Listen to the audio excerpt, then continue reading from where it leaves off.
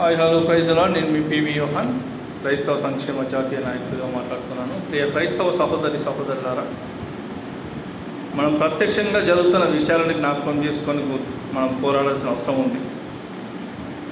మన మధ్య ఎన్నో వివాదాలున్నా, ఎన్ని పరిస్థితులున్నా, ఇలాంటి ఏమున్నా కూడా ఈరోజు మన క్రైస్తవ సమాజ పక్షంలో క్రీస్తు నామంతో క్రైస్తవ సమాజ బలపరచడం కోసం, క్రైస్తవ సమాజం సక్సెస్ అవ్వడం కోసం పోరాడుతున్న ప్రతి ఒక్కరికి మద్దతు ఇవ్వాల్సిన అవసరం ఉంది. అందులో భాగంగా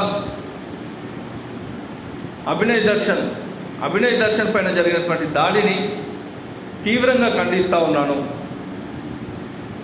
క్రైస్తవ సమాజ సంక్షేమం పరంగా పోరాడుతూ మరి ఇప్పటి వరకు ప్రవీణ్ పగడాల విషయం అతి భయంకరంగా జరిగినటువంటి పరిస్థితి మనం చూసాం. అజయ్ బాబుని అరెస్ట్ చేసి లోపల పెట్టి ఎన్నో కేసులు పెట్టి హింసిస్తే కూడా మన ప్రయత్నంలో వాళ్ళని రక్షించుకోవడానికి ప్రయత్నం చేస్తున్నాం. కానీ ఏ ప్రభుత్వాలు, ఏ యొక్క పార్టీలు, ఏ అధికారాలు, ఏ నాయకత్వాలు కూడా క్రైస్తవ సమాజాన్ని కాపాడుకోవాలి, బలపరుచుకోవాలనే విషయంలో విఫలమయ్యాయనే విషయాన్ని గుర్తు చేస్తూ ఉన్నాను. నాయకులు లేని జనులు చదురుకోదురు, ఆలోచనకర్తలు ఉండటం మంచిది అని చెప్పి వాక్యం ముందు సెలవిస్తుంది సామెతల ప్రకారం. ఇవాళ క్రైస్తవ సమాజ పక్షమున మనం క్రైస్తవ నాయకత్వాన్ని వదిలేసి విగ్రహాధికులైనటువంటి నాయకులను మనం గౌరవిస్తూ వారి పక్షమున వెళ్ళి పోరాటం చేయడానికి సిద్ధపడుతున్నాం. వారి వెనుక నిలబడి వాళ్ళని స్టేజ్ల మీదకి వినిపిస్తున్నాం. కానీ క్రైస్తవ సమాజ పక్షంలో నిలబడి క్రైస్తవ సమాజాన్ని కాపాడుకుందాం, మన నాయకత్వాన్ని బలపరుచుకుందాం. ఇదిగో క్రైస్తవ సమాజమా, క్రైస్తవ నాయకులారా లేవండి. సంఘాల్లో ఉన్నటువంటి సేవకులు ఒక్క వాయిస్ అన్ని ఇస్తారేమో అని ఎదురు చూస్తున్నాం. కానీ ఒక్క సేవకుడి నుంచి కూడా క్రైస్తవ సమాజ నాయకత్వాన్ని గౌరవిస్తున్న సందర్భాలు కనిపిస్తారు. విశ్వాసులేమో సేవకులు ఏం చేస్తుంటే అదే మాట నమ్ముతున్నారు తప్ప తాను సొంత జ్ఞానం చేత వాక్యాన్ని చదువుకొని వాక్యానుసారంగా క్రైస్తవ సమాజ పక్షంలో నిలబడి పోరాటం చేద్దామని చెప్పేసి ఆలోచన చేస్తున్న పరిస్థితులు కనిపిస్తారు. ప్రియ క్రైస్తవ సమాజమా, మేలుకోండి. కండ్ల ముందు ఇవాళ జరుగుతున్న దాడులను మనం చూస్తూ ఉన్నాం. కండ్ల ముందు జరుగుతున్నటువంటి మారణ హోమాలను చూస్తూ ఉన్నాం.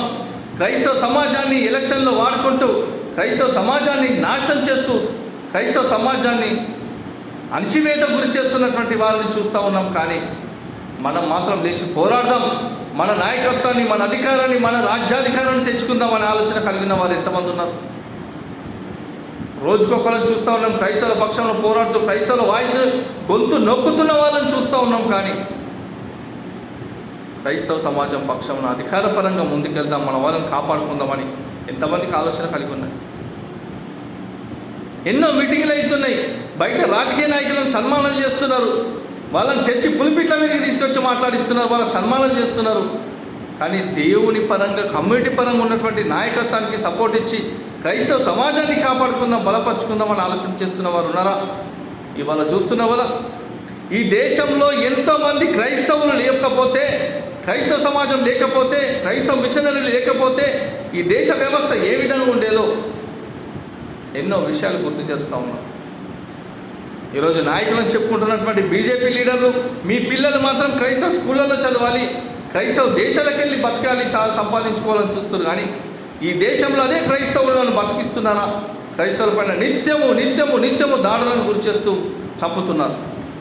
ఇదేనా మీ యొక్క ధర్మం? ఇదేనా మీ ధర్మం నేర్పింది? ఇదేనా మీ దేవుళ్ళు మీకు నేర్పింది? సత్యాన్ని ప్రకటించే దమ్ము మీకు ఉంటే నిజంగా సత్యంగా ప్రవర్తించేవారు. ఇవాళ అమాయకులుగా ఉన్నటువంటి క్రైస్తవ సమాజం పైన దాడులను గురి చేస్తూ క్రైస్తవ సమాజాన్ని నిత్యము భయంకరమైన పరిస్థితిలోకి తీసుకెళ్తున్నారు. ఈ దేశం కేవలము ఒక హిందూ మతానికి సంబంధించిన విధానంగానే మారిపోతుంది. అలాంటప్పుడు మిగతా మతాల వారికి కూడా ప్రధానమంత్రులను, మిగతా మతాల వారికి సీఎంలను ప్రకటించండి. ఎందుకు మరి రాజ్యాంగాన్ని మొత్తం ఈ మతాల పరంగా డివైడ్ చేసిన తర్వాత మీరు రాజ్యాంగాన్ని ఏ విధంగా గౌరవిస్తున్నట్టు? ఆ రాజ్యాంగాన్ని గౌరవిస్తే మీరు కుల మతాలనే విభేదాలు రాకుండా చూసుకునే అధికారం మీ దగ్గర ఉండాలి. కానీ వాళ్ళ దేశంలో కుల మతాలతో గొడవలు జరుగుతూ ఉన్నాయంటే దానికి మీ రాజ్యం పోస్తుంటే ఇక భారతదేశంలో మరి ప్రజాస్వామ్యబద్ధంగా ఏ విధంగా ఉన్నది? డెమోక్రటిక్ పాలన ఎక్కడ ఉన్నది? శాంతి సమాధానాలు ఎక్కడ ఉన్నాయి? ప్రజల సంక్షేమం, రక్షణ ఎక్కడ ఉన్నది? ఈరోజు హిందూ మతం అని మాట్లాడుతున్న మీరు హిందూ మతంలో ఉన్నటువంటి అమ్మాయిలకి రక్షణ లేని పరిస్థితి హిందూ మతంలో ఉన్నటువంటి మతంలోనే బీజేపీ నాయకులు, బీజేపీలో ఉన్నటువంటి వారే హిందూ మతంలో ఉన్నటువంటి వారిపైన ఘోరమైనటువంటి అఘాయిత్యాలు చేస్తూ ఉంటే ఎందుకయ్యా ఇంకా ధర్మం అని మాట్లాడతారు? క్రైస్తవులను చూస్తే కొట్టాలి, చంపాలని దుర్మార్గమైనటువంటి ఆలోచన కలిగి ఉన్నారు. ఇవాళ అభినయ్ దర్శన్ని అతి ఘోరంగా మరి దాడి చేసి ప్రాణాల మీదకి తీసుకొచ్చారు. చావు బతుకుల మధ్య కొట్టుమిట్టాడుతున్నాడు అతను. ఇదేనా మీరు మీ ప్రజాస్వామ్యంలో మీరు చేస్తున్న పాలన? గత ప్రవీణ్ పగడాలను చంపిన తర్వాత కూడా ప్రభుత్వాలు నిజంగా న్యాయపరంగా న్యాయంలో ముందుకు తీరుస్తారేమో అనుకున్నాం, కానీ అవమానకరంగా మాట్లాడుతున్న పరిస్థితి. అయినా కూడా ప్రజలు, క్రైస్తవ సమాజంలో ఉన్నటువంటి పాస్టర్లు ఒక్కసారి ఆలోచించాలి. పాస్టర్ను తాగుబోతల్ని ముద్ర వేశారు. ప్రవీణ్ పగడాలు ఆయన చెప్పినటువంటి మాటలు తట్టుకోలేక, నిజాలను గ్రహించలేక